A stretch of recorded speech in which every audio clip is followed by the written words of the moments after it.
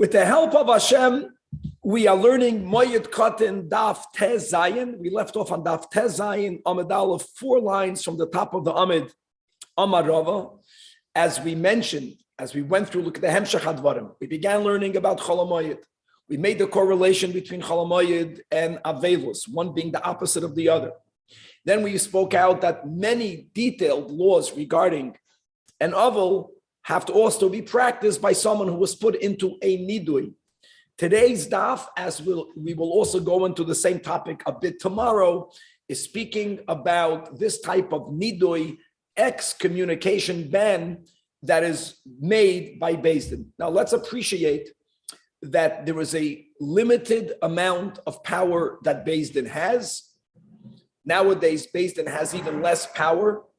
If the Dayanim are great role models, then they should have influence, which perhaps in the long run is even greater than power, but there is very little power that they have. So we're going to learn a little bit today that if someone will defy Beis Din on different levels, they could take away your financial possessions and bequeath it to someone else. That's called the power of Hefker, Beis Din Hefker. But there is also the koyach of Beis Din to put someone in a ban. Now, there are 3 words that are used when it comes to such a ban. There are different ways of interpreting those words. We're going to take the approach that shamta is the generic word, which includes all different types of bans. And then when we start to go into the specifics, there is a nidui and there is a chedem. Nidui being less severe, chedem being more severe. The details of the severity is not something that we will learn about today. We did learn on Daf Tezvav Abraisa, if you remember, Amar Rabbi Yosef, he spoke about Menuda, a Muchram. There are other details as well, but at least let's get that concept that there is an initial nidui ban that Beis Din could impose upon someone. We'll see why they will impose it. And then if the person doesn't rectify whatever needs to be rectified, after 2 periods of the nidui ban, and each period goes for 30 days, then the Beis Din will bring about this higher, this more severe type of ban known as a chedem. We will also learn that when it comes to nidui itself, sometimes they do it when a person, b'chlal, does not show up to court. They can put someone in a nidui ban if they don't follow through with the ruling of the Beis Din. Again, there's 2 types of not following through. There's a person who was found owing money in Beis Din. All right, I'm liable to pay X amount of money. There's a person that tells Beis Din, okay, theoretically, I'm a kabul, I don't have the money. They're not going to put a person in a nidui if indeed the person doesn't have money, which is something a little bit difficult to measure. But anyways, if a person tells the Beis Din, I am not listening to you, normally that is where the person will be put into a nidui. And then you have another cause for a person to be put into a nidui ban. And if this person will be very disrespectful to Talmidei Chachamim. However that's defined. Just got to become aware of the words. A person who's mevaze Talmidei Chachamim will be put into a nidui. And there are different levels of disrespecting the Talmud Chacham. They're slighting the honor. These are just the words, less severe. There is something called afkei rusa. Afkei rusa means someone who shows contempt, which is something that's considered more severe. And then we're going to speak about something that's called a nezifa, which is called a rebuke. That Beis Din doesn't actually ban someone, and there was a procedure how they did it and an announcement that was made, but they rebuked someone, and when the recipient of the rebuke should behave in a certain humble way during that period. We'll see how long will that period go on. We're going to learn a little bit about the power of a tzaddik, and it's going to be a loaded daf. Let's just start. Let's get into the whole sugya of nidui, shamta, chedem, amar Rav. All right, so step number 1, we're speaking about the procedure of calling someone to Beis Din. This is all in the context because when will someone be put into this nidui ban if they defy the Beis Din while they're being summoned to court? So therefore, we have to speak about how is someone summoned to court, which is fascinating. So first of all, minalan the mishadvinan shlicha de beidina. How do we know that we send a shliach from Beis Din to the person who's being called to court, to the defendant, and he's invited to come to court. This is called a hazmana. Now, the question is, why isn't it obligatory for the judge or for the judges themselves to go to the defendant? How do we know that they are allowed to only send a shliach? That's the way we're understanding Rabbah. And the chsiv, because we find in Parshas Koirach that there was, so to say, a problem that Koirach had with Moshe Rabbeinu. And actually, his claimant was against Moshe and against God. His taina was against Aharon. There are many people involved over here. We also will view Hashem and Moshe as the judges. We're going to view the defendant as Aaron and the claimant as Koirach. Now, who else got involved? Dasan and Aviram. So it says that by Yishlach Moshe, Likrei L'Dasan Ul Aviram, that when Moshe, representing the Beis Din, went to call Dasan and Aviram, who went to call him? Not Moshe Rabbeinu himself, but he sent a shliach. You know who he sent? Just to know the story. Koirach was the shliach. How ironic. Doesn't matter. The fact that Dasan and Aviram that were being summoned were not summoned directly by the judge, by Moshe, not summoned directly by God, who was also the judge, is a proof that Beis Din could only send a shliach to someone. I want you to know that nowadays, a shliach, there's so many laws of shluchim, who could be a shliach, who cannot be a shliach, right? Ein shlichus la'akum. The way a hazmana is done nowadays is via email.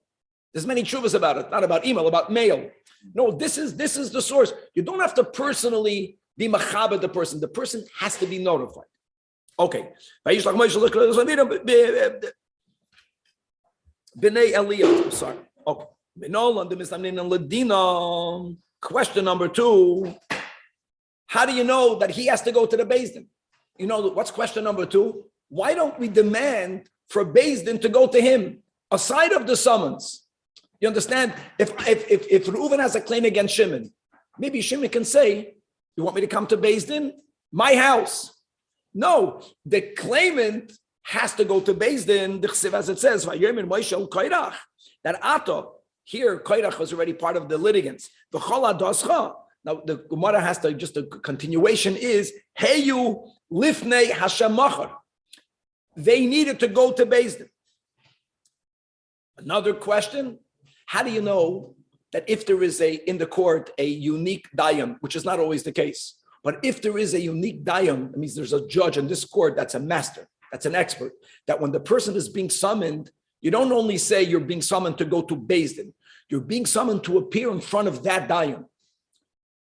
He becomes the name of the Beis Din. How do you know? That's the question mark. That if there is a Gavra Rabba, his name should be mentioned. Guys, there's so many different ways of learning this Gemara. We're taking one approach over here because it says, Lifnei Hashem, like we mentioned, that here there was Moshe also. But here, the Mamash, God was the master judge and he was being evoked. At u planya. How do you know that atu planya? Atu planya means chevra, Omri.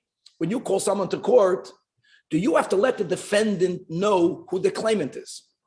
Including in that, does the claimant have to be aware regarding what? That's this Gemara. Maybe you would think that if Reuven has a claim against me, Beis Din tells me to come to court. Why do I need to know before, but to lawyer up? If it's all about the emes, let me just go to court. No, I have to be notified who's being called to court. The moment I know who the other side is, that also includes I'll know something about the case because it says Ato behein ba'aharon. No, it's Aaron. Now in that case, Mistama, they knew it was about Aaron. It's not the point. The point is that someone is summoned. There are many laws we're learning. I know it's late. This is a very important Gemara. You can do it through a shliach. Beis Din doesn't have to go. The person has to go to the Beis Din. Now, many details. Which Beis Din can the person go to? Can the person say, I'm going to go to court, not to your court? Yes. But they have to respond to the summons. They have to be notified who the claimant is. Another din. They kavi'in on zimna. How do you know that you set a time? And not what? How do you know that you cannot demand of the person to come immediately? You cannot do that. You have to set a time because it says machar. Next question. If a person does not show up once, you know what? The person has to be given another chance prior to the Beis Din now reacting by using one of the tools at their disposal, which is the tool we're speaking about, which is banning the person, putting a chedem, putting a nidui, the lower level of ban. Zimna, basar zimna.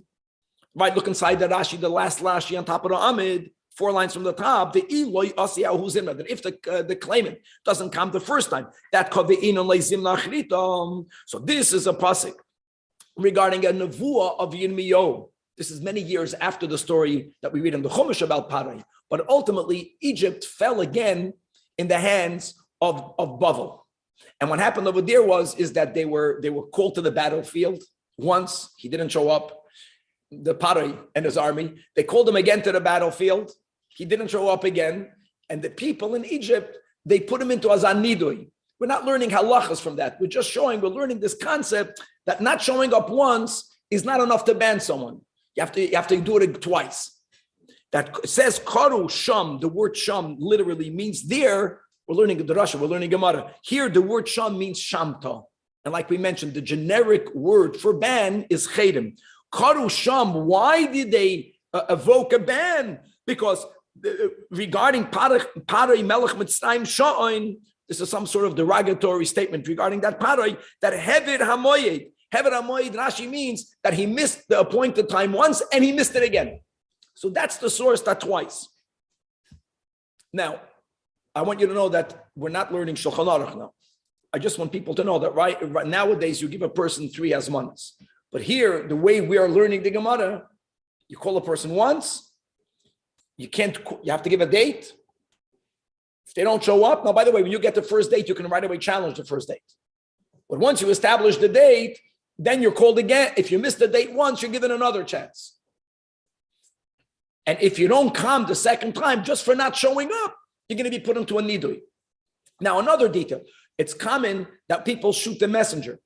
That's why in English they say, don't shoot the messenger. So what happens if the person that's being called reacts not towards the claimant, not towards the Beis Din, but they speak negatively towards the shliach? They react in a non-positive way. So normally we are bound by the laws of Lashon Hara, not over here. Here there's a toyelos. It's important for the Beis Din to know how he reacted. So how do we know the imispaker shlicha the beidina? That if he vilified even only the shliach, certainly if he vilified the Beis Din, we're speaking about the verbal disregard. V'asa v'amar. And the shliach Beis Din tells the Beis Din, this is what the guy said. So how do we know? It's not a problem with speaking normally. We're not allowed to speak Lashon Hara. By the way, Lashon Hara means saying the truth. It doesn't help just because it's the truth. That's no heter. But this is an exception that the shliach Beis Din has to inform Beis Din how he reacted, because if they think he's coming and he doesn't come, they have to know what's going on. If he vilified them, you can already know that this guy ain't coming that quick. You have to know, you have to get more information, because it says... Wouldn't that give like a negative slant to the Beis Din already, like about this claimant or this individual? I missed the question, Danny. I'm saying if he's going to tell the Beis Din the negative way that they reacted to him, that's already slanting them in a certain way. How are they supposed to judge fairly? Let me ask you a question, Danny. Today in a court, in a Goyish court, lahavdul, if a defendant gets up there and curses out the judge, does a judge recuse himself? No. Okay. But why? Maybe because he's used to it. Every single defendant is cursing out the judge. Right, but he wouldn't come in before the court case and say, "Oh, I heard that he said such and such about the judge." Okay. Danny's picking up a good point. I would say that if a judge feels that if the judge reacts negatively, emotionally towards the vilification of either party, he might have to recuse himself. Yeah, but we're not learning the Hilchos judges. We're learning about the procedure. We're not even learning all the details, but we're going through the procedure of summoning someone to court. That will be one of the main reasons to put someone in a nidui. And what happened? The Dustin Ravim says that even if our eyes will be gouged out, we're not coming to you. Now, that's a very disrespectful way of what Moshe Rabbeinu was going to gouge someone's eyes out. How did Moshe Rabbeinu know they said those words? Now, the truth is, Moshe Rabbeinu was a Navi, but we're going with the presumption that Moshe Rabbeinu was notified by Korach or by other people that this was the reaction of the defendants, which is an ayah that you should notify the judges how they reacted. And now, Uminolan the Mishamtinan. Minolan Mishamtinan means that if they don't heed the summons, right? Shamta again. Shamta is this generic word that they put into the Nidui ban initially. Now, we already learned a little bit yesterday when we learned Nidui together with Avelos. We're not going to go through the halachas. How should someone behave when they are in a ban? Now, you should know there's just one detail. There is the effect that it has on the person placed in the ban. And Nidui also affects halachas for the people around him. So people cannot interact with him. That's not only a halach on the one who is banned, that's also some sort of imposition on the people around him. And that's part of a curse when you disconnect a person from the klal. And it's as it says that this is a pasuk in reference to the war. And Barak and the Voida asked from Meirois. We'll see soon whether it was a general, whether it was some ruchnisdika power. They asked Meirois to help. Meirois didn't come to the summons. He ignored the summons. So they reacted by cursing him. And this curse is part of the nidui. Oiru Meirois. May Meirois be cursed. That's where you see that if you don't listen to summons, you deserve. Now, does Beis Din always have to ban you? Not always, but they have that ability. The hachis for the high gavra, that you have to inform the person who's being banned, just like when you call him to court. You don't just say Beis Din is calling you. If there is a gavra rabbi, you say, Rabbi, the big Rav is calling you. When the ban is put, you inform him who banned you. You inform, how do you know the hachas for the gavra rabbi? You notify the person, the great man who put you in a ban, as it says regarding Meirois, that Amar Malach Hashem. Malach Hashem said to curse Meirois. Uminolan, how do we know? And again, we're going through in between the lines, that after a person is put into this lower ban, 30 days, and he still is ignoring the summons, then there's another 30 days. Big machlokes, do they have to put it on him again? Does it happen automatically? But after 2 periods of nidui, if he didn't do tshuva, then you make a more severe ban called chedem. If you want to remember some details, look exactly one daf ago between the nidui and chedem. The machraminon, because it says oiru or roir, a double expression. So there are 2 levels to this curse. Now, next question: the achel v'shosi badei, the koi ba'arba amas didei. How do you know that this ban, like we mentioned, isn't only on the person who's being put in the ban, but there's also halachis that are being placed on those around him? I need to know that I can't eat with so-and-so, or that I cannot sit even in his 4 cubits. How do I know that? Because it says, again, by Meirois, yoishveha, that this curse was also, there is a certain halacha that goes on those who live near Meirois. Another thing, uminolan, how do we know the partin and chete b'tzibura? That in public we notify the people what this person did, which is why he was put in a ban. I want you to know, my friends, that we have this all the way up until Shulchan Aruch. That when there was a financial litigation between 2 people, once one party was found, you owe the money. If he didn't pay up, one of the public places where they would announce would be right before Baruch. How funny is that? In Shul, in Shachris, not to make a hefsek. But after Yishtabach, that's where there's the least problem of interrupting. They would bang, because you don't do it before Hoidu, not enough people come on time. By Baruch, everyone is in Shul. They announce Chaim Yankel owes money and he's not paying. Baruch Hashem. How do you know that you specify his sins in public? Because when they cursed Meirois, Kilebola Ezras Hashem. And Ullah says that how did they put Meirois into a ban? They did it by blowing 400 shofars. The Dalad Meya Shipure Shamte Barak Limeirois. Can you imagine? In other words, so first of all, you see that it's done in public. When you blow 400 shofars, wow. And they specified there also exactly what he did. Ikeda Amri, that who was Meirois? Either he was a Gavra, he was a general. So he was expected by Devoid and Barak to come to aid. And it wasn't just him. If a general comes, he would come, NATO, he would come with all the troops. Amazing. They asked the neshama of that star, of a certain star called Meirois. They were evoking the constellations to come be of help. Where do we find that? We find that by Yeshua, right? That Shemesh Begivain Doim. The sun stopped. There are times that the constellations came to the aid of the Jewish people. And to a certain degree, that is what happened in this war. If you remember, we learned this already together in the Gemara. Remember the waters, they got very hot and they put their spears in, got very cold. It was like, some ice. How the sea by Kriyas Yamsuf was upset that they needed to give out the Egyptians. They wanted to eat it. God says, I'll give you back. And that's when the armies got drowned over there. But they wanted also to evoke Merois. It says, another din. Aside of them having the power to ban someone, don't forget the koyach of a ban is also dependent. Is it effective if people will listen to the ban? If a Beis Din puts Chaim in a ban and no one disassociates, won't be effective. There's another power that they have, that they can declare his belongings hefker. And really, and here we have this many times in Chazal. One of the two psukim is going to be quoted over here, as it says that this is when the Jewish people came back Bisman by Yesheni, and during the few 70 years of Golus, there were many Jews, God forbid, Rahman al-Islam, that intermarried, and they were being told to leave their Goyish families behind, which was a big Nesoyim. And if because come back without your non-Jewish wives, so they declared Yochanan kol rechushay. All of his belongings will be chayda, means it will become ownerless, and he will be put into a ban. So they already foretold, they warned that they're going to use both of these instruments.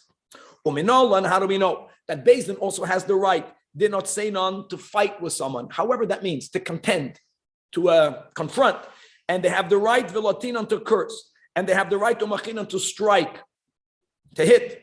And they have the right to pull out one's hair. For that, you have to have hair. And they can make someone take an oath. How do they have it? No, it's these. That's it. This is all of the bullets of a Beis Din. They don't have more than that. Actually, we're going to learn soon that they might have the power to put someone in jail. How do you know that they can do that? That va'ariv imam. This is all concerning the same event. This is about Yirmiyahu. This is a pasuk of Yirmiyahu, for telling about those, again, about the ones who got intermarried, that I will fight with them, I'm going to curse them, I'm going to hit them, anoshim, retain, and I'm going to tear out the hair, and vashbiyam, and I'm going to adjure them. Oh, furthermore, minalan, how do we know the chavsinon, that we can tie up their hands and their feet? This is before you flog someone. Or, and ve'osrin, and you can imprison them, and you can make hardafa. Okay, now we went through all the bullets. And you can do hardafa. Hardafa we'll see as the ban. Beis Din has that right because it says, hey, some of them will be sentenced to death. The heim lishoy rashi will be uprooted. The heim la'ana, some of them will be punished. Nachsin their belongings, or lesuram and imprisoned. What's lishoy rashi? What's the mean that some of them will be uprooted? Amar Adam Mari, Amar Abchem Bar Baruch, Amar Abchia Bar Avan, Amar Av Yehuda. It means hardafa, which is a little bit problematic.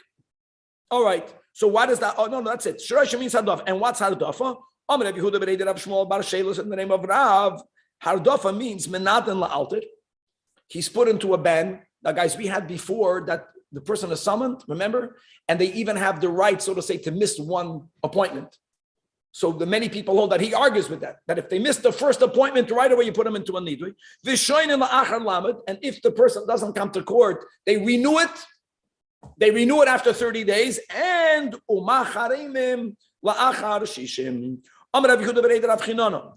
this is what Rav Chizda said, that Masrin Bey Sheni, Beis Din would sit Mondays and Thursdays. So what happened was that he was told, come to the closest date. Let's say there was an issue Sunday, come tomorrow.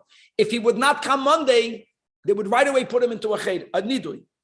But they wouldn't give him 30 days. Then they would say, come on Thursday. On Thursday, they would make the second nidui. Yeah, 2 niduis, then a chedim. But it wasn't 30, and, all those time. And then the next Monday, they already would put the guy into a chedim. A much shorter period of time, you would go from being good to go to be put all the way in the chedim. Now, hanamili, that you don't go right away to a chedim, or hanamili, that you wait if you summon someone to court, that you wait a certain amount of time according to what we learned above, and then you give the guy another chance. All of that is if the din Torah was regarding financial, limamoina, aval le'afkirusa, that's key. Afkirusa, the words in Rashi is mevaze talmidei chachamim. If the person is showing a high level of contempt towards the talmidei chachamim, then la'alta, they right away put him into a cheder. The Gemara is not defining what that means, but that's connected to the fact that you don't have to, there's no lashon hara. In other words, if the guy spoke in a very derogatory way, that alone will justify the person being put into a cheder.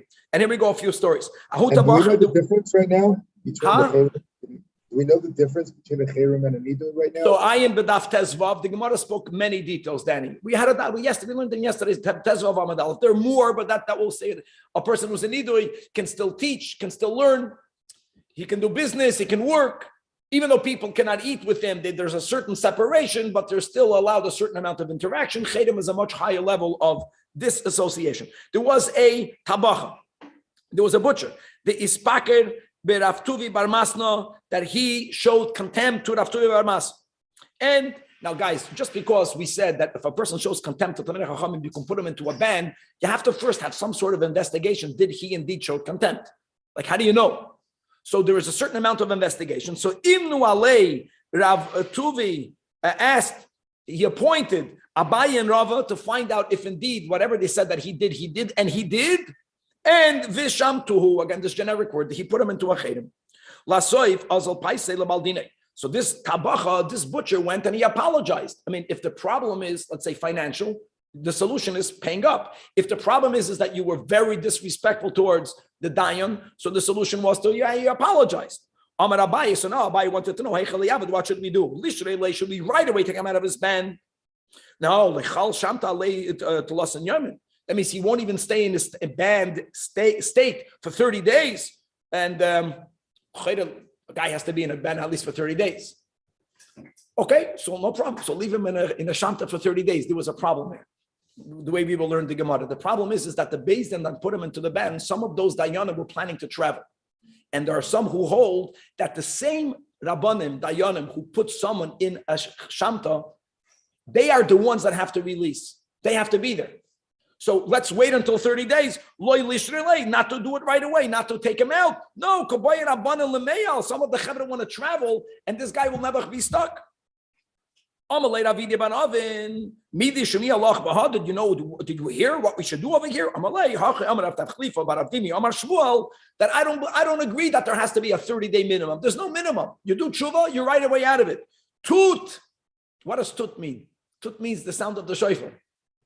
In other words, we just said before, the way they would publicize, they would blow the shofar.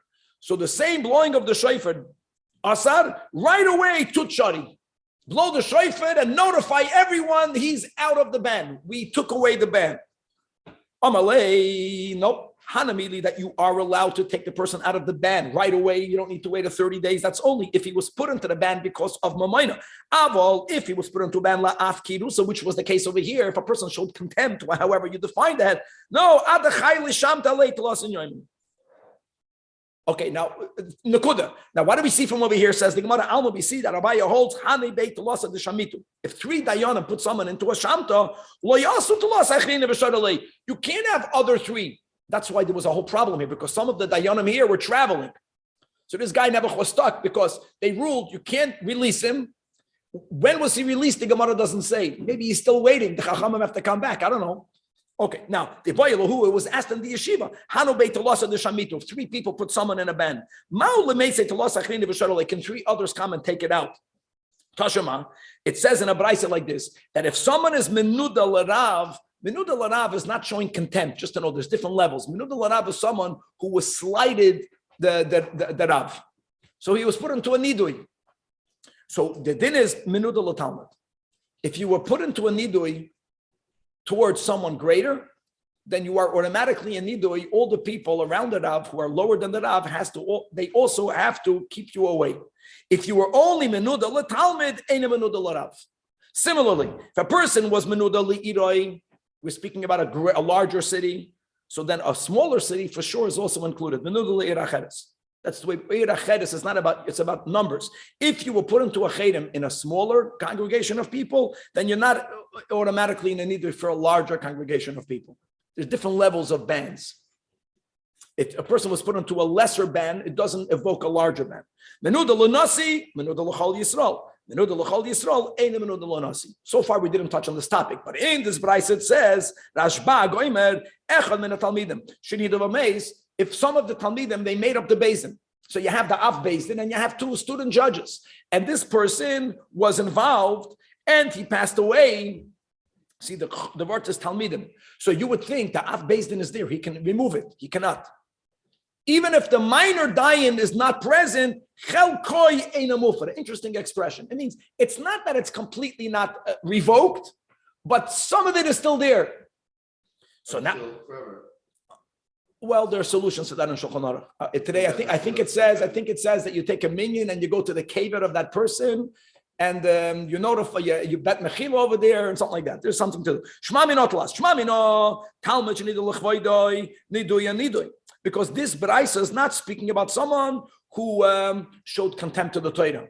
If someone would show contempt to the Torah, then it would never be menuda l'Talmud. It must be someone showed the contempt. He was disrespectful to the Talmud. That's also a justification to put the person in this nidui type of ban. Clearly, everyone has to be present to remove his part of the ban. And now this third one can be debated. That hani beitlosa deshamito, that if three dayanim put someone in a ban, you can't have another basin replacing them. What the solution is, Shuki the Gemara will say in a moment.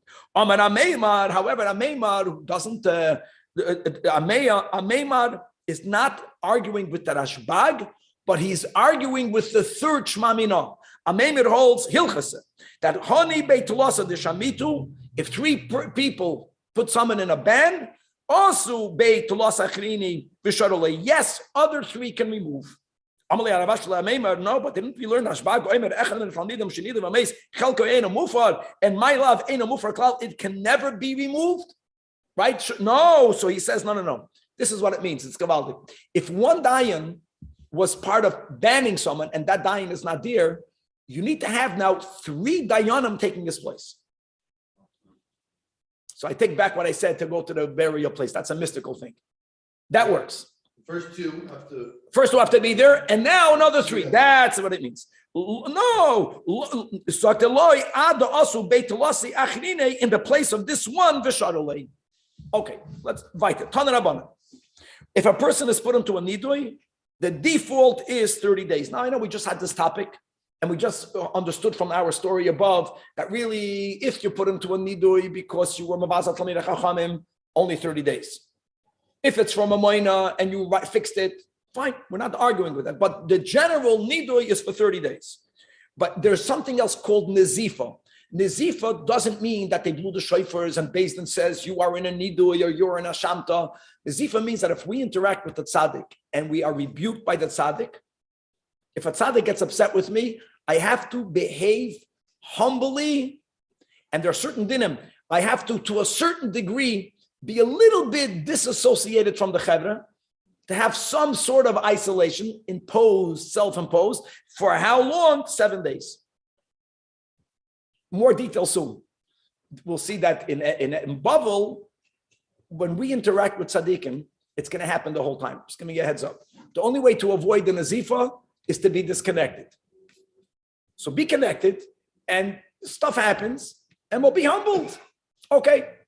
So nazifa from Eretz Yisrael was 7 days. That says in the end of Parshas Ba'aloischa that when Miriam, or at least the Torah records that Miriam was punished. The truth is Aaron was also punished, but the Torah doesn't speak about it. So Moshe Rabbeinu davened for her, and God Almighty told Moshe Rabbeinu that imagine if a father if a father would spit in the face of someone, would there should be at least a certain amount of humiliation that should last for 7 days. So bottom line is that Miriam, right, was in a state of excommunication for the 7 days. So that's a zecher that God rebuked Miriam, even though God forgave her, God healed her, but she remained in the state for 7 days. Amar Rab Chizda says, Rab Chizda, nidoi shelanu, when in Bavel, if they put someone in a ban, how long should the ban last? Not 30 days, only 7 days. It's like the Nazif of Bnei Eretz Yisrael. That was a big acknowledgement that there's more godliness in Israel there's this, b'machshakim hoishivani means that the Torah of Babel we consider greater dafka because we are in a darker place. So therefore we have to analyze it more. But if someone is rebuked in Eretz Yisrael, everything is down a notch in Babel. So if Nidui is 30 days, Nazifa 7 days, so he says a Nidui in Babel is for 7 days. Now, guys, what about a Nazif in Babel? We'll see that on Amud Beis. We just have to get there. Or Nazifa, they do Shiva. What, you're telling me that if someone is put in a Nazifa in the Holy Land, they only self-impose a certain amount of separation and they live more humbly, however that means, for 7 days only?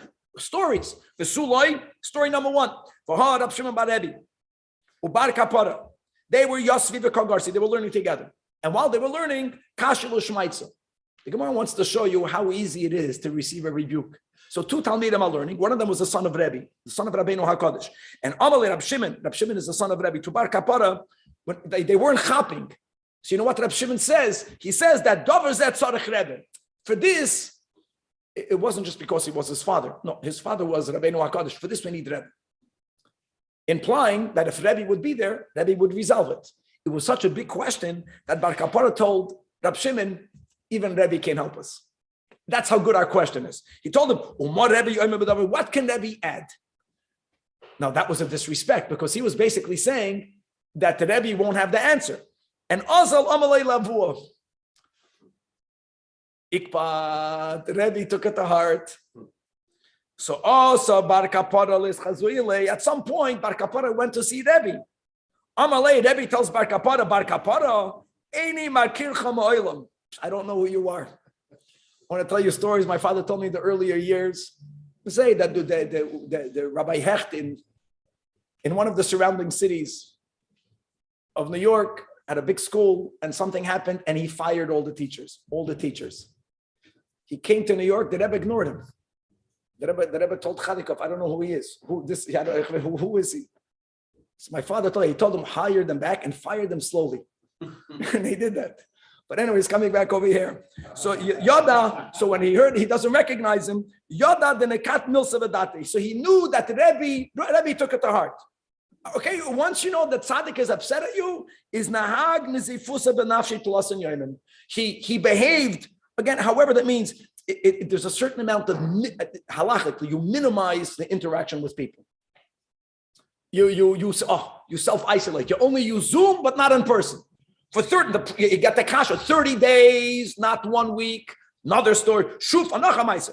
We have to finish. Shuf amachas. Goza Rebbe once made a dakana shelo yishnu talmidim bashuk, that Torah should not be learned out in the public. We had this before. We had this topic in Sukkah.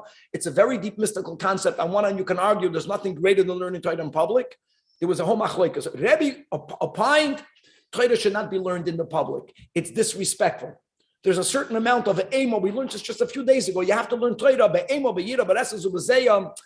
Don't learn it in the public place.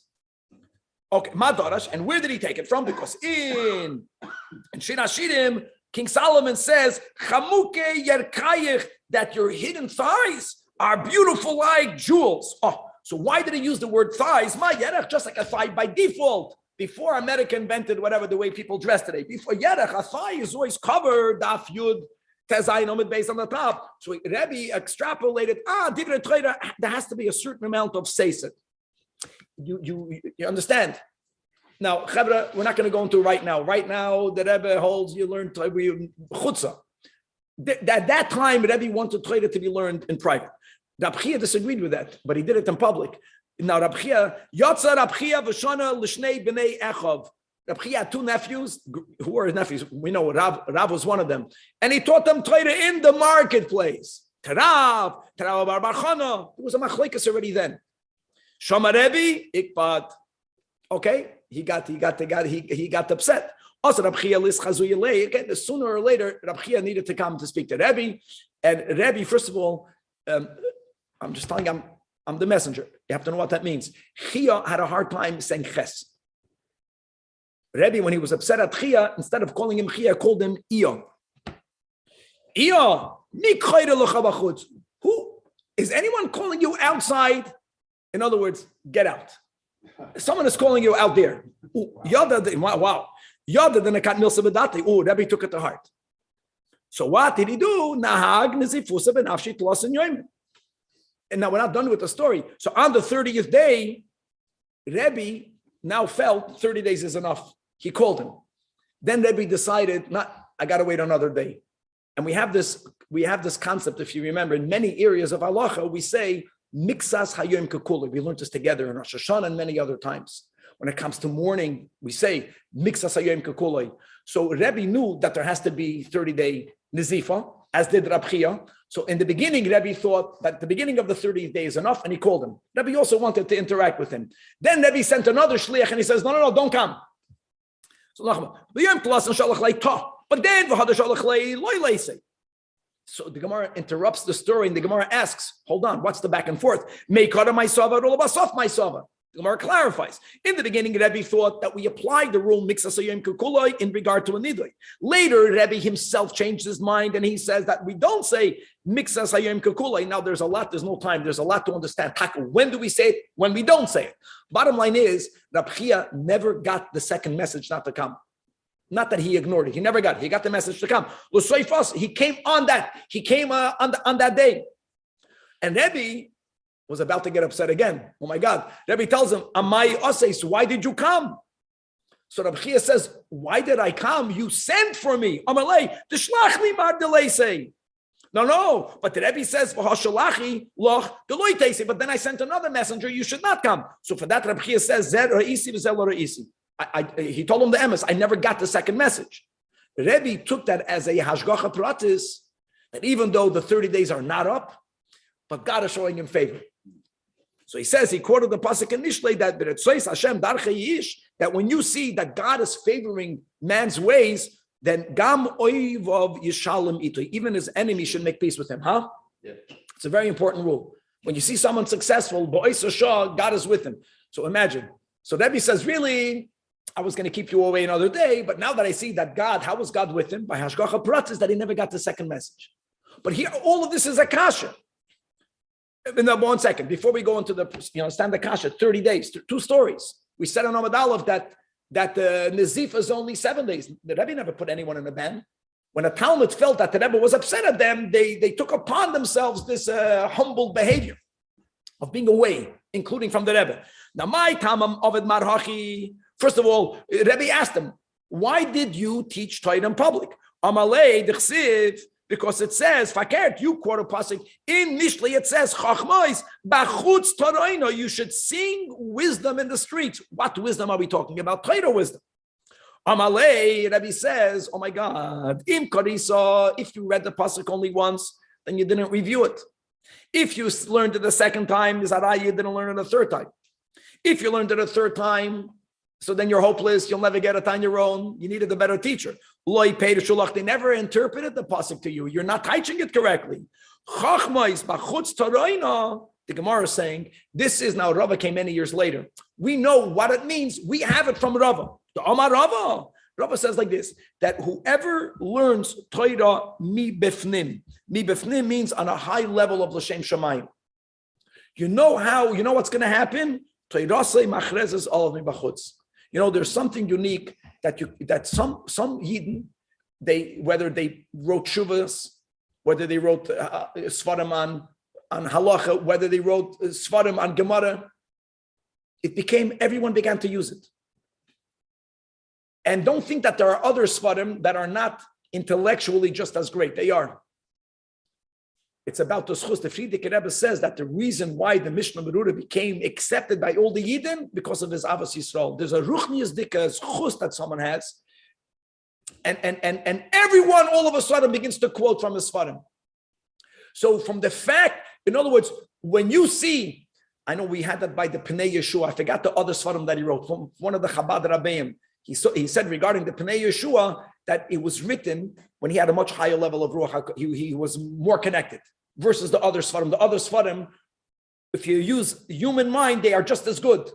But they're not as, everyone learns the Pnei Yeshua. That there's certain Svarim that it just became accepted. That's what Shlomo Melech means. That there's some high level of the author no one knows about.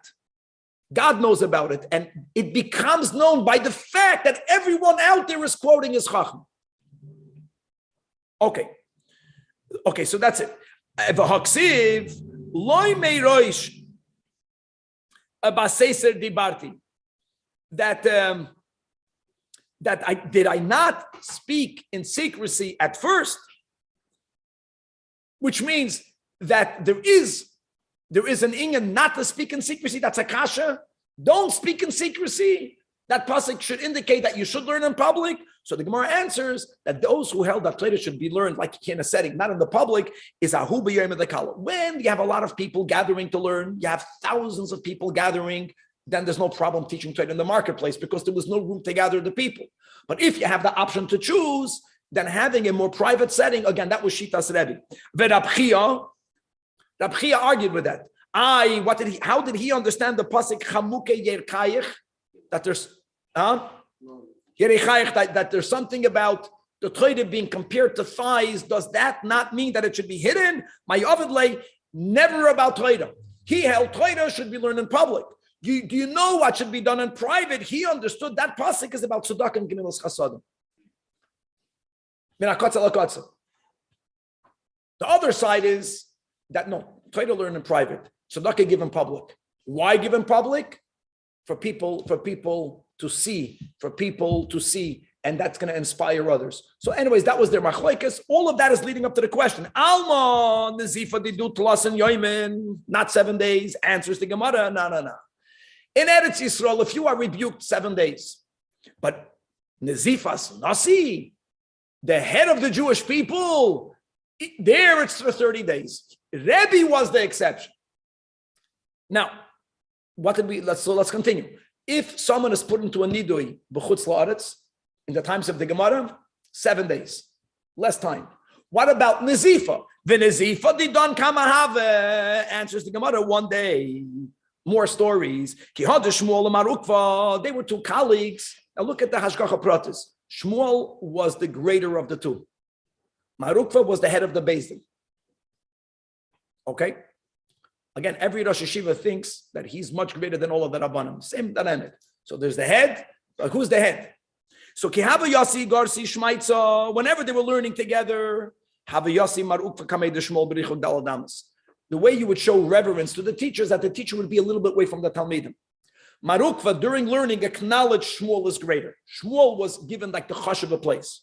But when they were sitting in judgment, Marukva was the head of the basin. But whenever they were sitting in court, Hava Yosef Shmuel Kamei de Marukva B'rif Lalamas. It's a reverence to the position. Marukva, for whatever reason, he was the dai.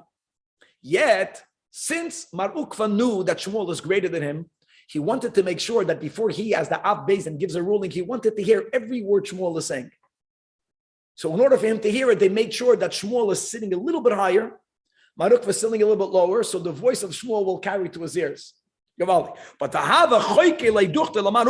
they would carve out a place for Marukva. They didn't want for people to notice that Shmuel was sitting on a higher place. That would be disrespectful. Marukva was the Rosh Av Beis Din. But they carved out a place.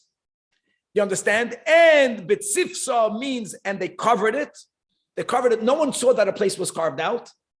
It just made Shmuel's height a little bit taller when they were sitting down. So V'yasi v'ilave, Marukva was sitting in a cavity. Ki hecha dilishtamon mili, for him always to hear every word of Shmuel. All of this is just proving that they both knew that Shmuel is greater. And therefore, when they would walk together, so the Talmud gives kavod to the Rav also by having the Rav walk a little bit in front of them. And therefore, Marukva would be the one accompanying Shmuel. Accompanying meaning allowing Shmuel to walk ahead ad ushpizi until Shmuel came to where he was staying. But Yom Echad, one day, Marukva got lost in his thoughts. Why? Because there was a din Torah. It was a complicated case. So Nebuch Marukva, listen to what the big thing that he did, because he was so into his din Torah, he walked ahead of Shmuel. Didn't notice Shmuel is there. Shmuel got insulted. Oh, Hava Azal Shmuel Basrei. Now Shmuel was behind him. When they came to the house of Shmuel, Amalei Loy Negalach. Is it not clear to you? You're confused about something. Lishli mimar betirke. Can you please release me from you're upset at me? Shmuel was slighted. Shmuel felt Marukva was upset at him, that Shmuel is not giving him kavod. He reacted in a way where Marukva felt that Shmuel was bothered. Yoda the Nekat Milsa. Bedate, yeah. So what did he do? Nahag Nizifusa benafshi chad. The Av Beis Din, the great Marukva. Marukva was such a giant. We learned the Marukva is the one who would go every day. He would put money on the people's doors. Remember that story? And no one should see who's giving them money. And then when they opened, he once went with his wife. His wife walked him to shul, and the recipient wanted to know who's the benefactor. They opened the door, and he didn't want to shame the benefactor, so him and his wife went running. The benefactor went running after them. They ran into a public oven that was fire. They were willing to burn to death for that person not to be ashamed. That's the whole chazal, that throw yourself in a furnace of fire, don't shame someone else in public. That's this maruk. Anyways, so he behaved. That's just a rai that it's a one day self-imposed ban. L'chaim. All right, weiter. Next story. So there was a woman that have a yasva b'shvila. She was sitting on a path, and have a spashtakara. She was sitting in a way where one of her legs were extended, meaning that if you're walking on the path, you couldn't walk properly. You have to walk around. And she was menifa chush lo'i. She was busy. She was winnowing barley seeds. She was involved in her work. And a yeshiva bacha was walking by, but v'loi ikano mikame. She did not free up the path, so he needed to walk around. Omar, and he said, "Kamo chatzifa yitza." How chutzpahdik is that woman? She heard that statement.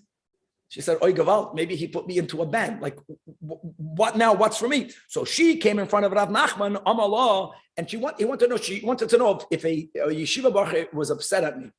Am I in some sort of ban? All the Omri is laughing. So Rav Nachman says, did he use the word shamta or nidoi? Mishamat shamta mipumesho. She said no. All I heard was that he was upset. He said, "Oy, how chutzpahdik." So Armalah, well, if that's what he said, then Zehil Nohagin Nizifusa Chad Yom Ben Absheich. Can araya that Nizifa means a one day. If we're going to apply this today, guys, Rabbi? Is it an honor system? Like everybody decides, like, all right, I think I offended that guy, so I'm going to put myself in. No. You have to know who that guy is. But if that guy is someone whom you respect and they feel slighted.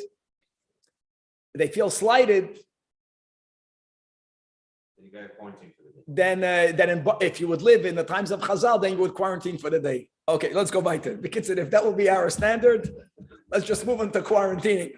Zutra Bartuvia have a kapasik sidra kamed Rav Yehuda. He was learning psukim. When he came to the pasuk in Shmuel Beis, and it says ve'ela divrei davadu achrayim. This is a big klal, my friends. The words divrei, Rashi says, means nevuah. Now, there are many levels in Nevuah. David HaMelech is filled with Nevi'im, right? Tehillim, that's called Ruach HaKodesh. These are the last.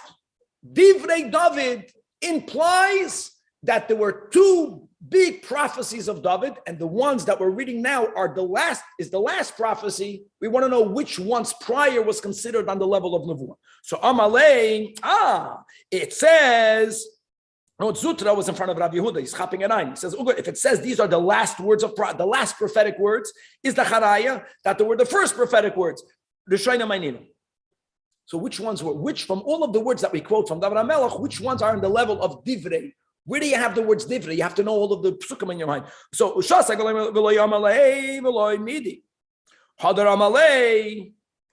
So he asked him the question again. So a student asked the teacher a question twice. Again, so Rabbi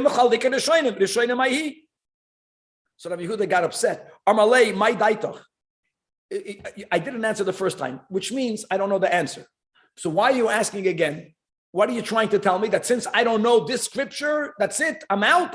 You don't respect me anymore? That my daitach to lo yada perusha da haikra, just because I don't know, is lav gavra rabahu. It's when you ask a question once, and the person doesn't answer, why are you asking again? Like you're rubbing it in, because I don't know. I don't know the psukim. So the Talmud now, Yada Nekat Milsa B'datei. So Zutra Bartuvia felt, Rabbi Yehuda took it to heart. So here again, Nahag Nizifusa B'nafshi Chad Yoimo. Okay, so when they quoted the story in the yeshiva, how did people react? They said that's a good question, Taka. Now we have to know the answer. When it's based on this principle that divrei is like a higher level of nevuah. David HaMelech said many things, but it doesn't say divrei. So Rabbi Yehuda didn't know the answer, but Chevra, what's the answer? So the Gemara says, Uda'asan Allah, now that we came to this, with the greatest respect to Rabbi Yehuda, Taka, when it says achroinim, he's right. He implies that there are earlier words of prophecy. Rishonim Mahi. And the Gemara answers. It says, Vayidaber. Here, that's the word. Vayidaber David es divrei ashir azois, v'yoim hitzel Hashem oisem mikaf kol oivav umikaf shaol. So now that we're saying that David HaMelech, in praising God and singing the song that he was saved from Shaul, was connected to God on a level of nevuah. Now, connected to nevuah is a two-way street already. So there was a lot more here. So if it's nevuah, then there was something that he said, there was something that God said, and the Gemara now is on being megale what really happened. David, Shira ato emer al mapalto yeshol Shaul, you're singing because David Shaul HaMelech, who wanted to kill him, had a downfall. You're singing about Shaul. Ilmole ato Shaul v'hu David. If you would be Shaul and he would be David, ibadati kama David mipanav. Then David would fall. Many Davids will fall in front of him. And Rashi writes something amazing. You have to know what the words mean. Rashi writes that the only difference between Shaul and David was mazel. Rashi, Shaul was born in one mazel. David was born in a different mazel. It was the mazel of David that stood for David.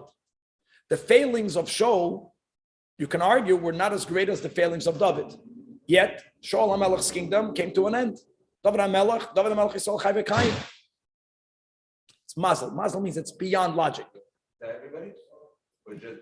Well, to him, in other words, you're singing, don't sing. Singing, he's greater than you. That's what God told him. And Hainu the and David HaMelech was so humble. That's the meaning of the Tehillim Shigoyin. The guys, Shigoyin, just to know, the taich of Shigoyin, we learned this. Shigoyin is a musical instrument. But the drasha is Shigoyin. Who knows what Shigoyin means? An error. He was Moed. Shigoyin l'David asher shard l'Hashem. David HaMelech acknowledged that I made an error by the fact that I was singing regarding Cush ben Yemini. Who's Cush ben Yemini? Shaul. Why is Shaul called Cush? The Gemara here, we're going to go through it quickly, says that whenever in Tanach you speak about a black person, it's a compliment. Every time it says Cushi, something special. That's the point. He acknowledged that I sung about the downfall of Shaul. That was my mistake because he was a Cushi. Huh? I said Jonathan agrees. Jonathan agrees. Jonathan is not Cushi enough, but good. Ella ma Cushi mishuna ba'oiroi. Mishuna means unusual, but unusual in a complimentary way. Af Shaul mishuna b'maisav. Shaul was the greatest tzaddik. When it says regarding, again, second time today, Pashas Baha Aloischa, right? The Miriam and Aaron. Al oidois ha'isha hakushis ashalakach. Now, Tzipoida was not a kushis. Tzipoida was looked like the same color of Jonathan, right? She came from the Middle East. She was brown. She wasn't black. So and b'chal kushis v'chi kushis shema v'aloy Tzipoida shema ela ma kushis mishuna ba'oira af Tzipoida. She was a perfect tzaddikus. Kushis means something extraordinarily good. Af Tzipoida mishuna b'maisav kayetzav levarat toimer. Another proof where it says vayishma eved melech hakushi. Now this is in reference to Tzidkiyahu kishmoi kenu, and we're speaking that the eved was an eved of the Kushi king. That was the uniqueness of that moment, that even though we were not worthy then, but the king was a big tzaddik. Another proof. This is already one of the haftoidas. Haloi kivnei kushim atuli b'nei Yisrael or Beis Yisrael. Are we a kushim? Are we v'chi kushim shemon? Haloi Yisrael shemon. Ella ma kushi mishuna ba'oiroi. The Yidden are mishunim b'maseh mikol ha'umais. Now let's chop another line. Let's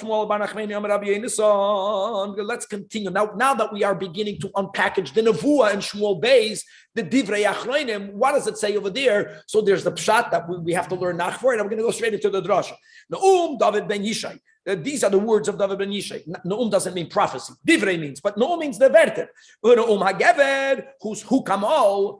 What does hukamol mean? Noum David ben Yishai. Shehekim ula shel tshuva. Ula means from toy eles. Ula means that David showed us the benefit of tshuva. That what? Omar.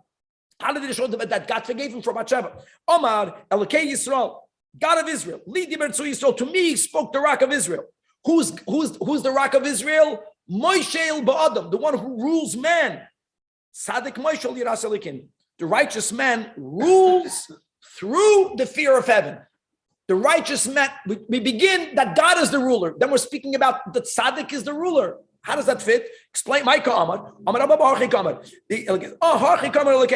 This is what God says.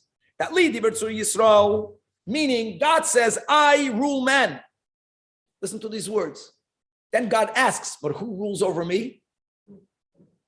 And God answers the tzaddik. Ani moishel ba'adam, but umi moishel bi. Tzaddik. Tzaddik means the one who fears God. And what does that mean? Sha'ani goizer, gzeira, even if I make a decree that tzaddik has the power to be mevatalid. And that's referring to David HaMelech. And Chaval that we're starting, this is all geschmack, but to be continued.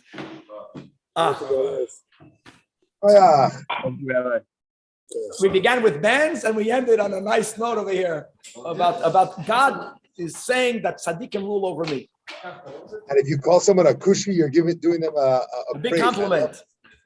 But if a tzaddik gets upset, you're in big trouble because the tzaddik rules over God. Exactly.